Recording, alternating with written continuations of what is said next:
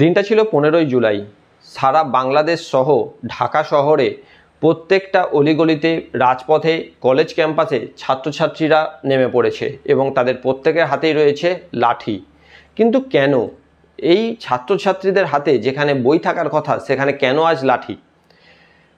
যে সকল ছাত্রছাত্রী অসুস্থ তাদেরকে ট্রিটমেন্ট করা চলছে ঢাকা মেডিকেল কলেজে। এমন সময় ঢাকা মেডিকেল কলেজেও বেশ কিছু লোক লাঠি নিয়ে, অস্ত্রশস্ত্র নিয়ে ঢুকে পড়ল এবং শুধুমাত্র ছাত্রছাত্রীদের উপরে নয়, যে সকল লোক বা যে সকল চিকিৎসক তাদের চিকিৎসা করছিলেন তাদের উপরেও চলল হামলা। ছোড়া হচ্ছে ছাত্রছাত্রীদের উপরে টিয়ার গ্যাস এবং রবার বুলেট। কেন? প্রশ্ন হচ্ছে কেন?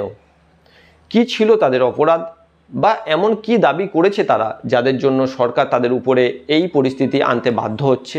ভিডিওর ডিটেলসে যাওয়ার আগে বলে দিই, আমি সৌমিত্র, আপনাদের সাথে হেল্প ডেস্ক ডিজিটালে।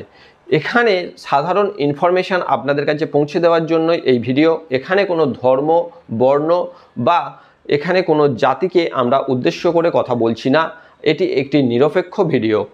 বাংলাদেশে কেন, সারা পৃথিবীতে প্রত্যেকটা দেশেই রয়েছে কোটা সিস্টেম। এই কোটা সিস্টেমের প্রয়োজনীয়তাও রয়েছে এবং বাংলাদেশেও এই কোটা সিস্টেম কিন্তু আজ নতুন নয়, শুরু থেকে চলে আসছে এই কোটা সিস্টেম। কিন্তু হঠাৎ করে এই কোটা সিস্টেমের জন্য কেন এত বড় আন্দোলন, তা জানতে হলে আপনাকে ফিরে যেতে হবে 1952 সালের 21শে ফেব্রুয়ারি। এই দিনটাতে ঢাকা শহরের বহু ছাত্রছাত্রীও পথে নেমেছিল। তারা ছিল নিরস্ত্র। এই অবস্থায় তাদের উপরে হামলা চালানো হয়েছিল। তাদের দাবি কী ছিল? বাংলা ভাষাকে রাষ্ট্রীয় ভাষার মর্যাদা দিতে হবে।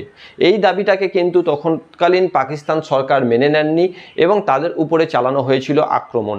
যদিও তখন থেকেই এই বাংলাদেশকে স্বাধীন হওয়ার বা স্বতন্ত্র দেশ তৈরি হওয়ার বীজ পোঁতা হয়েছিল। তখন থেকেই মানুষের মনের মধ্যে জেগেছিল যে তাদেরকেও স্বাধীন হওয়া উচিত, তাদেরও নিজস্বতা কিছু থাকা উচিত। সেখান থেকেই স্বাধীন হয় বাংলাদেশ। কিন্তু এই বাংলাদেশ অতি সহজে স্বাধীনতা পায়নি। তার জন্য হাজারে হাজারে নয়, লাখে লাখে লোককে কিন্তু আত্মবলিদান দিতে হয়েছে। বহু সাধারণ মানুষ তাদের পরিবারের কথা না ভেবে তাদের দেশের জন্য এগিয়ে এসেছিল। তারা হাতে তুলে নিয়েছিল অস্ত্র এবং তৈরি হয়েছিল বাংলাদেশ মুক্তিযোদ্ধা। এই মুক্তিযোদ্ধাদের জন্যই যখন 1971 সালে বাংলাদেশ স্বাধীনতা লাভ করলো, তখন বঙ্গবন্ধু শেখ মুজিবুর রহমানের নেতৃত্বে এই বাংলাদেশের যে সকল মুক্তিযোদ্ধারা তাদের পরিবারের কথা না ভেবে বাংলাদেশের স্বাধীনতার কথা ভেবে এগিয়ে এসেছিল, তাদের জন্য একটি নিয়ম চালু করলেন। নিয়মটা ছিল 30% সংরক্ষণ সমস্ত সরকারি পরীক্ষার ক্ষেত্রে। এটা ছিল তৎকালীন সময়ে এবং তৎকালীন পরিস্থিতিতে একটি অভূতপূর্ণ সিদ্ধান্ত। সেই সিদ্ধান্ত কিন্তু কোনোভাবেই আমরা অস্বীকার করতে পারবো না। তার গুরুত্ব ছিল এবং মান্যতাও ছিল। কিন্তু বর্তমান যুগে দাঁড়িয়ে 2024 সালে এসে যদি দেখা যায়, সেই সকল মুক্তিযোদ্ধাদের কেউ কিন্তু আজ চাকরিযোগ্য নয়। তারা হয়তো বা রয়েছেন, কিন্তু তাদের বয়স কিন্তু 65-70-এর উপরে।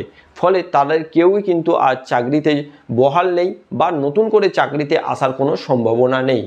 তার পরিবর্তে তাদের ছেলে বা নাতি নাতনিরা এই সুবিধা গ্রহণ করছে। এক্ষেত্রে দেখা যাচ্ছে একটি বড় অঙ্কর মেধাবী ছাত্ররা তারা কিন্তু পিছনে পড়ে যাচ্ছে এই কোটা সিস্টেমের জন্য। এই বড় পরিমাণ একটা কোটা সিস্টেমের জন্য কিন্তু তারা অনেকটাই পিছিয়ে যাচ্ছে এবং তারা তাদের যোগ্য সম্মান পাচ্ছে না, যোগ্য চাকরি তারা পাচ্ছে না। এই জায়গায় দাঁড়িয়ে তাদের বক্তব্য যে এই কোটা সিস্টেম যাদের জন্য করা হয়েছিল, সেই মুক্তিযোদ্ধা, তারা তো আজ নেই। তাদের ছেলেপুলেরাও আজকের নেই। হয়তো তারা চাকরিযোগ্য নয় এখন, কিন্তু তাদের নাতি নাতনি এবং তাদের আরও কতগুলো পরবর্তী প্রজন্ম এই সুবিধা পাবে। প্রশ্নটা কিন্তু একান্তই ফেলে দেওয়ার মতো নয়। বাংলাদেশে এই কোটার ডিটেলস যদি দেখা যায় তাহলে দেখা যাবে 30% কোটা রয়েছে এই মুক্তিযোদ্ধাদের যে নাতি নাতনি রয়েছে তাদের জন্য, 10% রয়েছে মহিলাদের জন্য, 10% রয়েছে গোষ্ঠী সম্প্রদায়ের জন্য, 5% রয়েছে পিছিয়ে পড়া জাতির জন্য এবং 1% রয়েছে আপনাদের হ্যান্ডিক্যাপ্ট বা প্রতিবন্ধীদের জন্য। তো যদি দেখা যায় টোটাল এই সংরক্ষণ তা কিন্তু প্রায় 56% এবং একটি বড় অঙ্ক। সরকার যখনই কোনো ডিক্লেয়ার করবে সরকারি চাকরির কোনো রকম বিজ্ঞপ্তি দেবে, তার আগে থেকেই ব্লক হয়ে যাচ্ছে প্রায় 56% এবং পড়ে থাকছে মাত্র 44%, যা হবে মেধার ভিত্তিতে। এটাই হচ্ছে বর্তমান বাংলাদেশের যে আন্দোলন চলছে ছাত্র সমাজে, সেই ছাত্র সমাজের আন্দোলনের মূল কারণ। তাদের দাবি এই 30% সংরক্ষণকে বন্ধ করতে হবে। তাদের দাবি বাকি সংরক্ষণ থাকতেই পারে, তাদের সংরক্ষণের প্রয়োজনীয়তা রয়েছে, কিন্তু এই 30% সংরক্ষণকে তারা চাইছে না।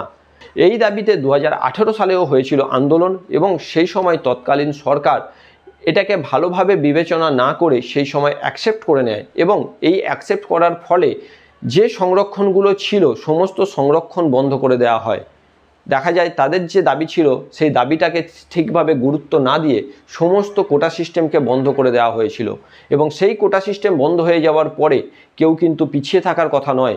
মহিলারাও আবেদন করেছে, পিছিয়ে পড়া গোষ্ঠীও আবেদন করছে এবং যে কোটা সিস্টেমটা ছিল আমাদের মুক্তিযোদ্ধাদের জন্য, মুক্তিযোদ্ধাদের সন্তানদের জন্য, তারাও আবেদন করছে হাইকোর্টে যে এটা তাদের পাওনা। তাদের পাওনা দেখতে গিয়ে হাইকোর্ট রায় দিয়ে দিল যে না, এটাকে ভুল সিদ্ধান্ত নেওয়া হয়েছে, সরকার এটাকে বন্ধ করতে পারে না, সরকারকে পুনরায় এই কোটা সিস্টেম চালু করতে হবে। এই কোটা সিস্টেমের যে সিদ্ধান্ত নেওয়া হলো, সেই সিদ্ধান্তের পরিপ্রেক্ষিতে আজকে তৈরি হচ্ছে বাংলাদেশের আন্দোলন। এই আন্দোলনে, কোটা আন্দোলনে বহু নয়, শতাধিক নয়, লাখে লাখে ছাত্রছাত্রী রাস্তায় বেরিয়েছে। এখন আমি যে ভিডিও বানাচ্ছি, এই ভিডিও চলাকালীন আমার কাছে লাস্ট খবর আছে প্রায় 8 জন স্টুডেন্ট তারা প্রাণ হারিয়েছে এবং শতাধিক স্টুডেন্ট তারা এখনও পর্যন্ত হসপিটালের ট্রিটমেন্টের আন্ডারে রয়েছে। এই অবস্থাতে বর্তমান যে প্রধানমন্ত্রী রয়েছে শেখ হাসিনা, তিনি ম্যাডাম তাদের একটি বক্তব্যে বলে ফেলেন, মুক্তিযোদ্ধাদের নাতিপুতিরাও পাবে না, তাহলে কি রাজাকারের নাতিপুতিরা পাবে? এই রাজাকারদের নাতি নাতনি বলতে বোঝায় রাজাকার একটি ঘৃণিত গোষ্ঠী, যে ঘৃণিত গোষ্ঠী একসময় বাংলাদেশের বহু নারীকে নির্যাতন করে এবং তাদের হত্যা করে। এই ঘৃণিত একটি গোষ্ঠীর সাথে বর্তমান শিক্ষিত ছাত্রছাত্রীদের তুলনা করাতে ছাত্রছাত্রী সমাজ কিন্তু সম্পূর্ণ জেগে উঠেছে এবং তারা আজ রাস্তায় নেমে পড়েছে। তাদের দাবি এই 30% সংরক্ষণকে অবিলম্বে তুলে দিতে হবে। সাথে স্লোগান আসছে, চেয়েছিলাম অধিকার, হয়ে গেলাম রাজাকার। স্টে অর্ডারে তাদের পক্ষে বা বিপক্ষে কি রায় আসবে তা এখন দেখার। কিন্তু আপনার মতে কি বলে? সমস্ত ঘটনা জানার পরে, বোঝার পরে আপনার কি মনে হচ্ছে, এই কোটা সিস্টেম কি এখনও রাখা উচিত?